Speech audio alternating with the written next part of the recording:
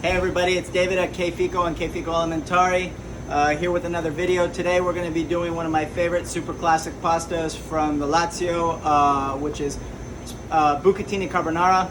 So Bucatini Carbonara can sometimes be a scary pasta to make for people at home because oftentimes they end up scrambling the eggs.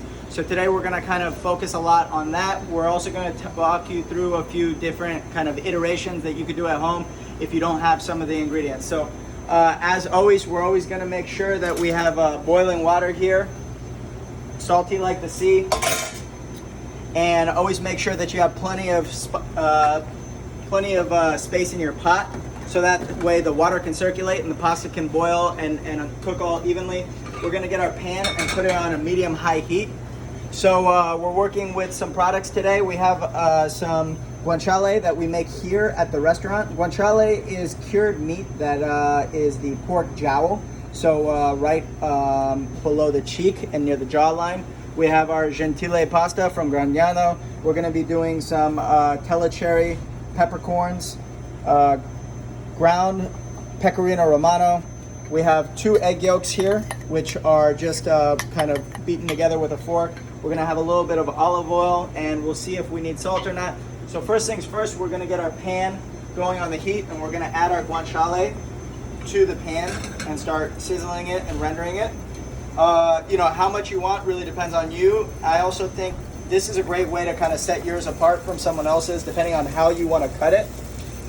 We prefer to kind of cut it this way, which is like these thin strips, but not too small, not too thick, because it helps it get crispy, but also it has a little bit of chew to it. Now, everybody cuts theirs differently, so depending on what you like, what texture you like, give it a try, play around with it. Now, obviously, guanciale is not something super readily available for everybody. You can buy it online though, so I just want to bring your attention. If you really want to try it, you can buy it online.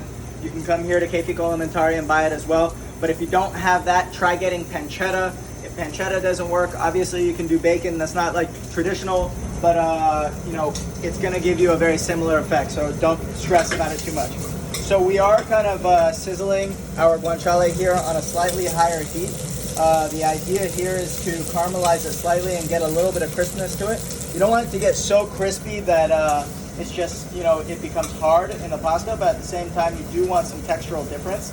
Also, the fat is going to start rendering out here. You have, all of this is just natural fat from the guanciale. Guanciale has a very unique flavor profile of the fat, so it is a little bit different than bacon or pancetta. And just keep in mind, if you are going to use one of those products, whether it's smoky, how it's smoked, all that stuff is going to play a role in the flavor of your pasta. So don't,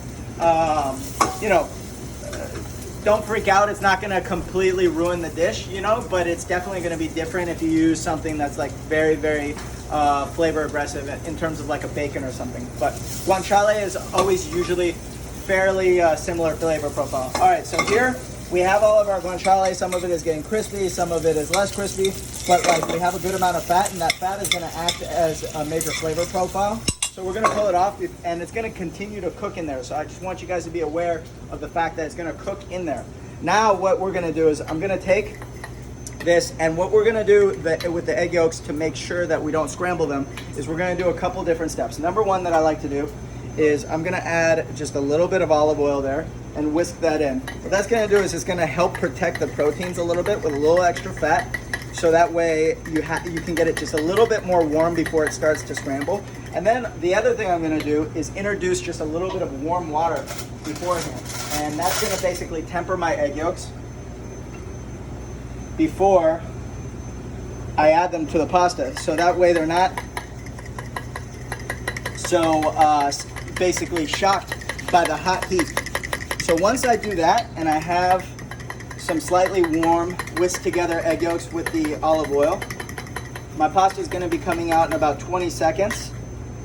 You'll see that it will start to get just a little bit thicker. As your yolks cook, they'll become thicker and thicker. So not too much water, because you don't want your pasta to be too watered down, but just a couple small spoons, as you saw me add there, will help you through, obviously the daunting task of not scrambling your egg yolks. So our pasta just came off.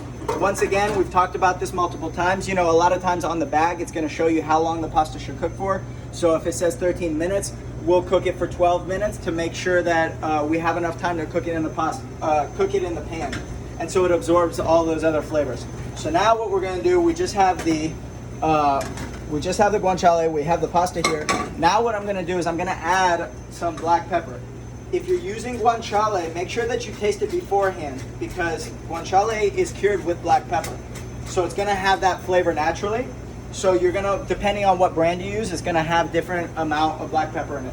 I did about like roughly, and remember every pepper grinder is different too, I did roughly around 10 turns or so. And then what I'm going to do is I'm going to toast it here in the fat, just slightly, before it becomes fragrant. I'm already smelling it because the pan is already getting hot. You see that nice caramelized fork? So I'm going to dip this just a little bit in the water. I'm going to come right out into there. And I'm going to cook it with our guanciale fat. So that guanciale fat has a chance to really get absorbed into the noodle, right? Like we talk a lot about staining our noodle with flavor. So this is really going to make that flavor profile, that unique flavor profile that guanciale or any kind of cured ham product, any kind of cured pork product has. So at this point, we have our guanciale, we have our black pepper, and if you take a look at that, just like that, like honestly, if you add pecorino to that, you're gonna have, bucatini alla gricia, which is in itself just like super spectacular tasting pasta. So if you don't want to use the egg yolks, you don't have to. But now's the time that we're gonna start going in that direction. So this is the most important part for all of you guys to remember. When you're adding it, you're not going to add it on the heat. If you add it on the heat, it's going to be really hard to control the process, right? So I like to make sure that I have a little bit of a cool down pan. Like it's not supposed to be cold, but you just don't want it sizzling hot, okay? And now what I'm going to start doing is I'm going to add my eggs, and I'm not going to let them sit for too long.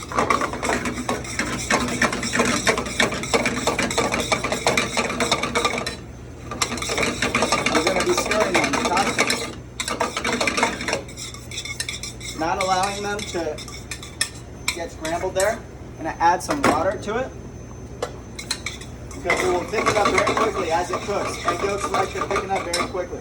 So if you guys notice in here, we have that creamy texture, consistency. You don't have scrambled eggs in there. That's super important. So if you guys, just to kind of reiterate, I added just a little bit of water to there. I haven't put it back on the heat yet.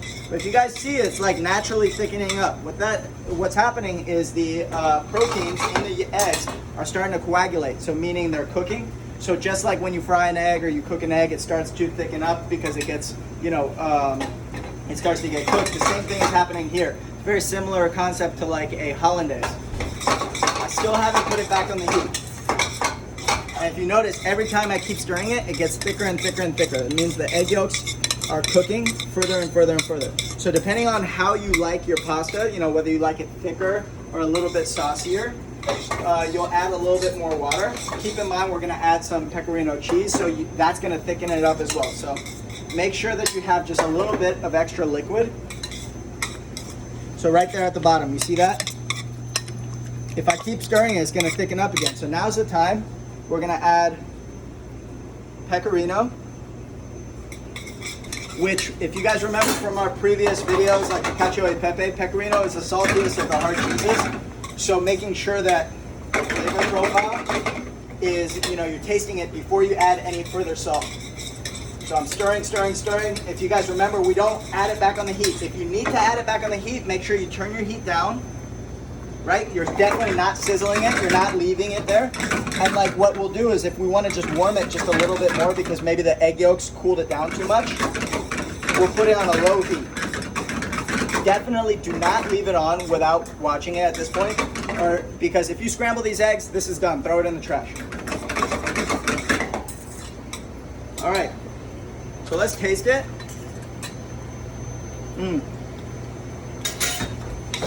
Okay, so what I want personally is I want a little bit more black pepper. I'm gonna do a little bit more cheese in there. I'm gonna finish it with a little bit of olive oil.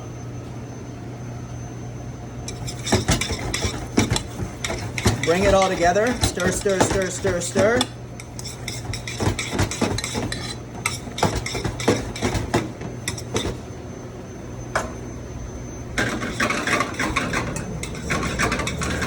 All right.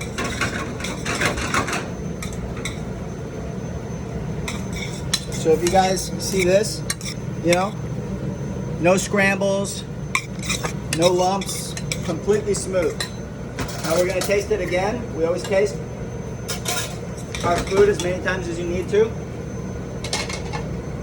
I'm gonna add just the smallest little bit of salt. You may not want more salt because the guanciale has salt, pecorino has salt, but I just wanted a little bit more.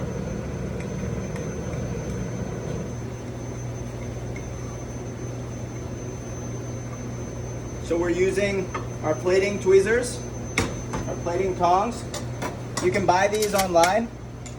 For those of you at home, if you check out jbprints.com, you can find these as well, pretty simply. We're gonna take our guanciale, beautiful guanciale there.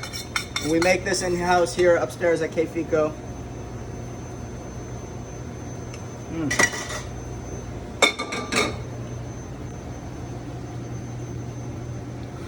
Finish it with a little bit more pecorino just on top. A little fresh pepper. And there you go. This is our Bucatini Carbonara. If you guys are looking for any of these ingredients, feel free to shoot me a direct message. I'm happy to help you out. Obviously, if you come here to Che Fico Elementare, you'll be able to get a lot of these. But the important thing is just give it a shot. Don't be intimidated of it. And like I said, if you mess it up, what's the worst that can happen? You try again. So thanks a lot. See you guys next week.